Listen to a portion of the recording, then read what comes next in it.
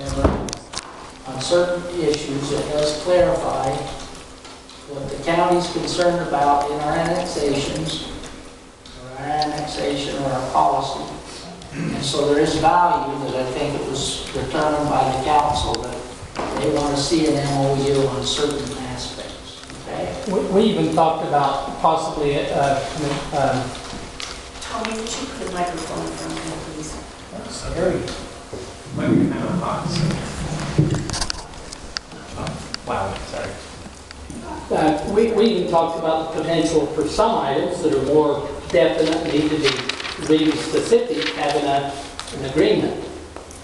For other things, they're just general, whatever, an MOU. In other words, have both. You know, in that straw poll that we did in that interlocal, I think the majority said we prefer an agreement. An MOU better than nothing. But depending on the parties, I don't know how solid an agreement is. So just to reiterate what Ron has said is that when we had the interlocal and there was some county council members who said, well, we'd rather not have any agreement if we're not going to, or an MOU if we're not going to have an agreement. They did change their mind last night and said, you know, we do see value in an MOU, and so did the county manager. Remember, they were opposed. So I think almost unanimous. I think maybe there was one who wasn't able to vote. Well, and I was to get an email on some of the specifics that the county. Did you not get that? Yeah, this morning. Didn't make it. We'll listen to you before we know. So, what do you guys anticipate is your next action on your general plan review and your annexation map? That's such a good question. That is such a good question. I really need a general plan update. Seriously. And we put this annexation policy before it, but it's that gorilla in the room. We have to address it as soon as possible. Well, I've been reading a lot. I've been pretty busy the last 2 weeks too. It seems pretty clear to me, you could read it when you get time too, Mr. Smelly, that we are supposed to have a general plan, and the annexation policy plan is to conform to it, not the other way around. And I can read some sites and stuff I've got here if you want to get that into it, but you know, maybe I should, I don't know. Because, you know, we need to have a general plan update and then do an annexation policy. Amen. Our municipal code 1901-010 says the Heber City Municipal Code is amended to adopt and whatever. That was done, and it was called, catch this, Future Vision 2023. Okay, just by reference there. It's almost here. Under compliance 1902-010, it says the updated comprehensive long-range general plan of Heber City titled Heber City General Plan 2023 Future Vision and the associated Land Use Plan 2023 are adopted. It is mandated that the present and future needs of Heber City be met and the growth and development of the land within Heber City be in compliance herewith. Under annexation 18.116 it says, all land hereafter annexed to the city shall be zoned consistent with the Heber City General Plan. And I just think we need to do that. And I think to do that, we need to have a general plan. We can go forward on all the ordinances. Keith talked about they're going to do some of those on the 24th and 26th, which was it? It was supposed to be the 24th, it's graduation. So we were asked to delay that to June 7th. There's 9 items on that list for May 24th. It was indicated somewhere in all of this that 4 or 5 of the things we're looking for you plan to discuss, correct? And so they can be working on those things and then I guess my wish is if we need to call a vote, maybe we should, but that you drift a little little bit over to the general plan as you're working on some of those other things and move it along. Councilmember, I'd like to make a recommendation. I know I'm not on the council, and so I represent half of Heber, the county council, the citizen. I'm a friend to all of you and Ron too. But what I would advise you to do on your general plan update and on your annexation map adoption is to wait until you have your new manager in place. From what I've seen of the candidates, having been on the committee, you have some very good candidates that I think can really assist in leading and getting the type of information that you have been asking for in this round. And that's a very good idea, but again, we are in more of a hurry perhaps. And the thing is that the mayor has provided, some of the staff has provided new numbers to me that I feel are really going down the right track. I've also made a commitment to do a small study on just potential property tax revenue. I can get that done in a week. So I don't disagree with you, but I feel like we're on the right path right now. What do you think is what's creating the time crunch? Well, that's hard to probably address. What I've asked for from the beginning was not a delay tactic.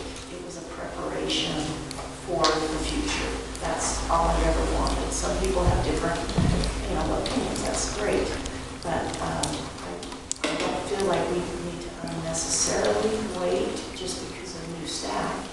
I'm sure that they will continue to help us as we go down this process. I'll speak for myself, just as an individual citizen of Heber. I don't think that it's a good thing to have another area incorporated on your board. It may be perhaps some of the feel of the time crunch. However, I don't think that that waiting for your new manager to come aboard to review everything, to help plan, to help modify your general plan first, and then work towards your annexation map. I don't think that action would create a drive for a new city on the border. It really does depend on candidates, which information you're privy to, right, and potential start dates. Is there more that you wanted to address? Because I was hopeful to address the list that Kendall has, as well as what the planning commission is preparing. Which list? I didn't want to interrupt Danny if he wasn't through. Okay. No, you're good. Okay, so I had the list of the ridgeline ordinance, the slope ordinance, the trails, the UDOT Highway Access Management Agreement, the North Village Code, the county zones. One thing that we haven't finalized is the Wasatch MOU acres. That's 7 things so far. Other people have said to me, what about affordable housing? Which we're not close to doing right now. That's one thing we talked about last night. That's probably one of the biggest issues. Okay, but affordable housing. Before we go on, that's 8 things. Do you have more? No, the one that Mr. Smith presented to us, Doug Smith, last night, required plan ordinance and/or agreements.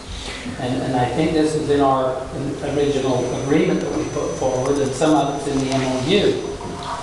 Adopt county ordinances and plans. We're requesting that the city to carry on what's already in place in this area, to adopt That's the the zones. trails, Right.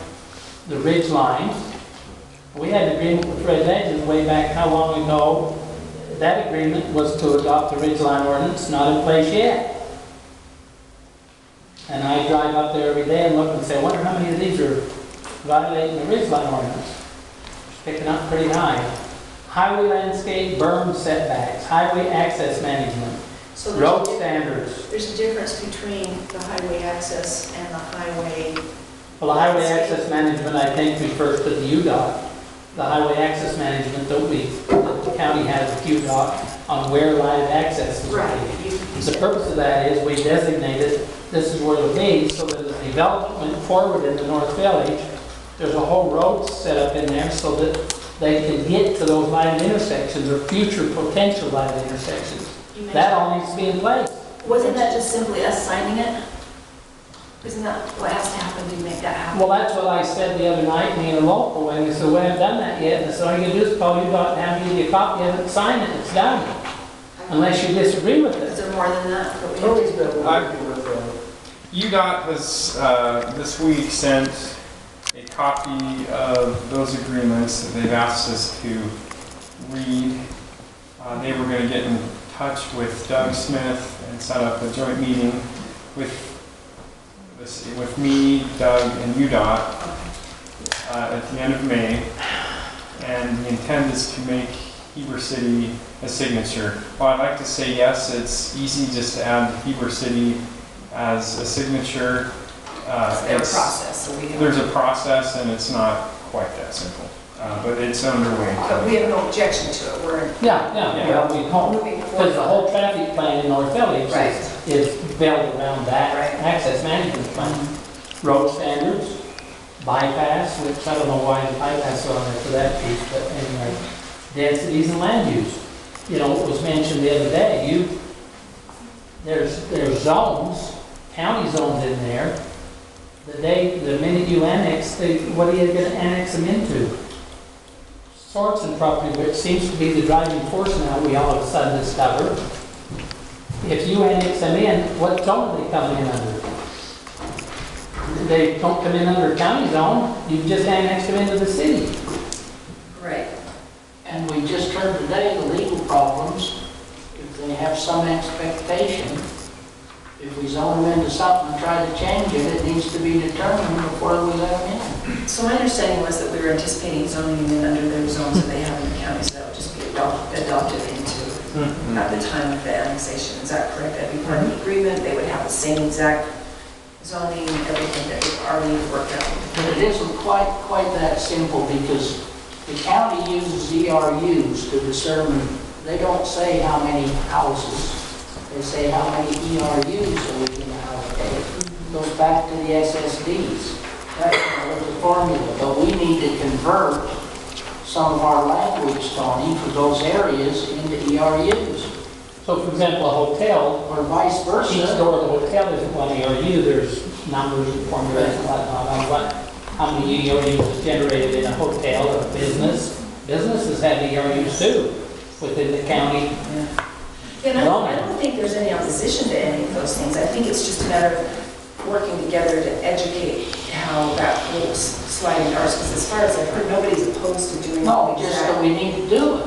Well, but Before we annex. some of the commentary that's come forward has been that, well, we don't need to have this stuff in place now, we let the developer determine this when they ask for annexation. Well, that has to be in their agreement though. Or you're saying you think we need to have in our code all of that zoning stuff that you have? That's what. Well, I would hope so, what are you gonna zone them in as? Exactly. I would recommend that, Mayor. So what you're saying, go through the planning process and have that. I would make the changes before the annexations come forward, so that, I mean, no developer would ever try to make any changes, of course. But there might be one or two that do. And if you have it in place ahead of time, they don't have a false sense of entitlement that, well, we're going to come to the city, we're starting all over at square one, we can redo all the plat maps that have already been approved. If it is your true intent to just do what the county has already approved. Can I speak to that? Because I don't think it's a bad idea, but I think the easy way to take care of those are normally, except for the annexation agreement that we talked about at 4 o'clock today, usually says, we will annex you, and sometimes you'll put, more often than not, a provision that says, and your zone shall be the zone that it is at the time that you are annexed and or fulfill your requirements for a complete application.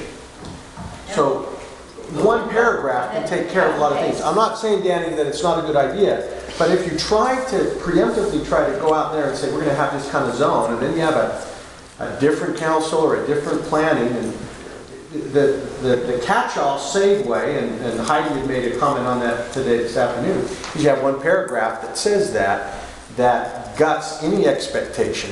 This annexation was... It's the exact language. Yes. So you have the Make exact- that statement again that you said about that. one paragraph. That one paragraph. Say it again, because I'm going to ask you a question on that. No, just ask me the question. No, because I can't remember exactly how you worded it. Maybe you can't either. Is it at the, wait, let me ask, is it, you're saying at the time of annexation? So Yeah. don't put it into the annexation map or into the general I plan wouldn't, ahead of time? Is I that what wouldn't you're saying? necessarily do that. I'm not saying it's a bad idea, it's not a bad idea, but yeah, then you're kind of, I'm just saying to you, as those annexations come up, and as we talked about, and the contract comes up, then you can sit back and say, well, our plan says if we annexed you in, this would be the zone. Now, you either have a provision that says, that's going to be the zone that you come in at, and you will be stuck with whatever zone we annex you in when you come in, unless and until you have an application. So, okay, that's my question then. Have you determined what those zones are going to be if you accept that annexation area? Have we thought about it? Mark? In other words, when Sorenson comes in, what's he coming in as? What's the zone now? I don't know what the zone, There is no zone, it's not in the So- city. Yeah. So right, so I know the answer to this. the county has the North Village Code that includes a map of the land uses that are approved. And Different neighborhoods and different density in different neighborhoods. absolutely, and the proposal would be to take the county's North Village Code and adopt it along with the maps that the county has approved. And that's on the list. Yeah. Burnell, North Village, ordinance and land use plan. But part of that, though, speaking to Mark's comments a little, I guess, some 40 years or so ago, I had these discussions with Bob Mathis, who Tony worked with at the time, back in the day, and with Uncle Jim. And the whole justification, if you would, for zoning is so that cities can decide where things ought to be and how they ought to be laid out. And now we're down to where that's Euclidean. We're going to do away with that. We're going to have all these overlay zones all over the place. But if it's not a function of the city to determine where things ought to be, then why zoning? I mean, that was the argument, that's why it's something that the cities can do, is because we have a right to say, well, homes ought to be here and the factories ought to be over there. Right. And Bob Mathis says you don't want a pig pen in your backyard, he would decide where it ought to be. And that was zoning, but it's evolving into, let's see, I want more density, so I want a MERS, or I want a PCMU, or I want something else. And we need to translate the RUs to zoning and incorporate those kind of things. I'm going to quote the mayor. Heber should do an in-depth study to see if it would help or hurt Heber. And, okay, we need to do that. But I don't think we need to do it before we get a proposal, because right now it's hypothetical. Well, but maybe we ought to talk about the proposal. Maybe we ought to, maybe we ought to talk about the elephant in the room. I mean, we got a letter, I did, I could read the things you said about that we were dumb, that we were making a huge mistake, and that the window's gonna close. I don't remember saying you were dumb. Can you read that to me? I'd say you were Well, dumb. I didn't. You want me to read it? Oh, I've got it here. No, I don't want you to read it. Well, I'm telling you, no. I'm telling you, I would like us to have the opportunity to have an in-depth study and make that decision and not look back and say, oh, dang, that would have been great. I would That's all I'm say I saying. don't think there's a rush.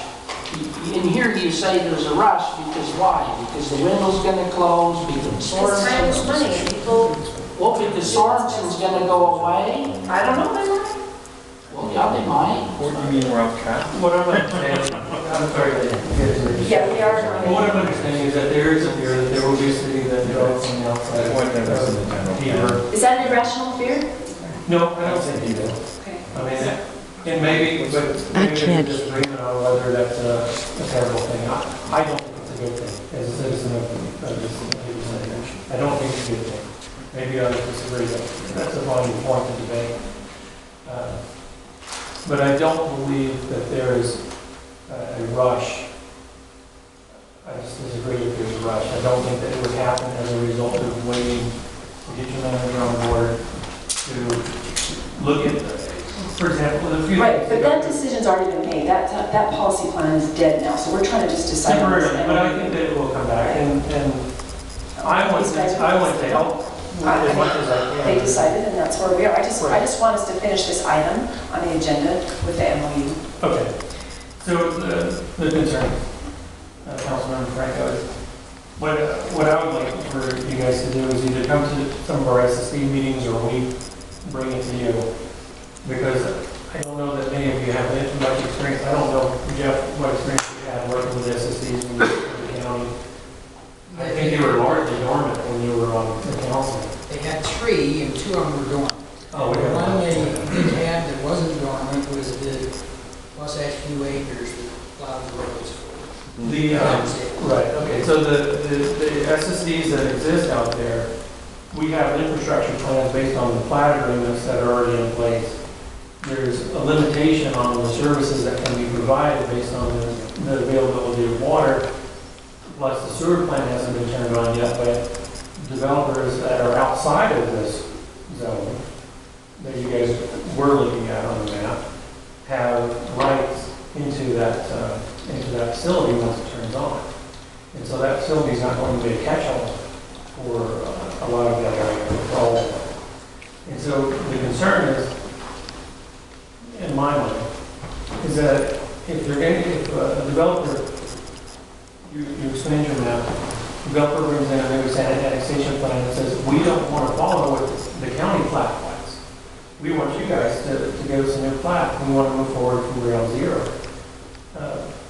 My fear is that the county council is the governing board by statute of the special service districts. We cannot turn that over to the city. So therefore, that's not necessarily true. I mean, special service districts, but listen, special service districts can be dissolved. Oh yeah, we're very familiar with that. We're going to a lawsuit regarding it right now. We did that, and we're in litigation. But those districts, We dissolved the Spring Creek Special Service with the District. bonding, but we cannot dissolve the district. We can only do that if the need of the district has gone away, or if no funds have been spent. The funds have been spent. The districts are operating. They're functioning. We can't dissolve them now. Unless Heber were going to come along and purchase every aspect of it. The obligations and everything. All the infrastructure, Yeah, you can't afford it. I mean, it would be a bad idea. We would all agree with that. But no, we cannot give the authority to the city council. No, it would have to be a negotiated dissolution. The city would have to accept any obligations that. Right, I don't foresee that as a reasonable alternative, but theoretically, it could happen. But the city can't approve development that we can't get a will serve letter from the utility providers. Provided that's the only utility provider. I mean, the city can create its own utility there, if you so chose. I guess that's true, but I'm just saying, the city can't approve development that would exceed the capacity of the service district to provide the service, because they would never get a will serve letter, and if we can't get a will serve letter or have the ability to serve it, we can't approve it. Yeah, and what I would like is that we approve all of this ahead of time. And perhaps a paragraph will do it. You know, and that would alleviate any concern I have there. But the district operates, will continue to operate independent of the city. And that's one of the things that I think we addressed in one element of The part of the concern I had in the master plan, the annexation plan agreement, was the reference that the urban services would be handled as per the SSDs, right? Something to that effect. And yet, the SSDs only handle water and sewer. The county's talking about wastewater, but it's not part of it yet. So there's a lot of urban services that aren't addressed by just saying, oh, it's going to be taken care of by the SSD. Such as parks, right? County's already planned for Well, parks. parks. Roads, and probably county buildings. Now we would potentially have to plan for city buildings. But where do we find that line between what the county's already planned for in parks, right, versus what the city would want to do. I feel like this is something that we maybe can't resolve right up front, but we need to work on it. Well, an issue we talked about on transportation. You've got, it's one of the developments that's in your annexation plan is moving forward with the development within the county. They'll build their roads, but if Sorenson has to be your one, they have no way to get out of their development, short of bringing all their traffic out Coyote Lane. Because this county's not going to force a county development to provide a road for a city development. Which was calculated last night kind of quickly, that would make about the same traffic as half of Highway 40 down Coyote. That's something we need to put in this MOU. Out of the Sorenson property, because they have no other way to get out of there. Another major issue we brought up, and Jeff should really be concerned about this, is affordable housing. I know we're moving forward, the county spent a lot of time trying to put ours in. What's the term we're using now, Jeff? Is it attainable housing? What's the term? Well, yeah, it's all over this place. Affordable, attainable. We talked about Workforce. We talked about development in Georgetown last term on this, that they're going to build workforce housing within their development for their workers. That won't be affordable. The other stuff anyway will have to be elsewhere. So you get different terms. But anyway, the point being made, they come in, you have nothing. We sometimes have scratched our head and said, why would they come in if they're getting the same density and everything else? Why would they come in? Well, very obvious. If they come in under the county's affordable housing that's in place at 10%, 28,000, you're looking for the Sorenson density, $50 million, I think we calculated. They come into the city without that in place, they just make $50 million and are providing no affordable housing for all of what would be required in that area to take care of those services. So there's another that we feel pretty strongly we're moving forward, and I know the city's waiting and going to work with us. We've talked about that. But that something else needs to be in place. Well, and I was asked as liaison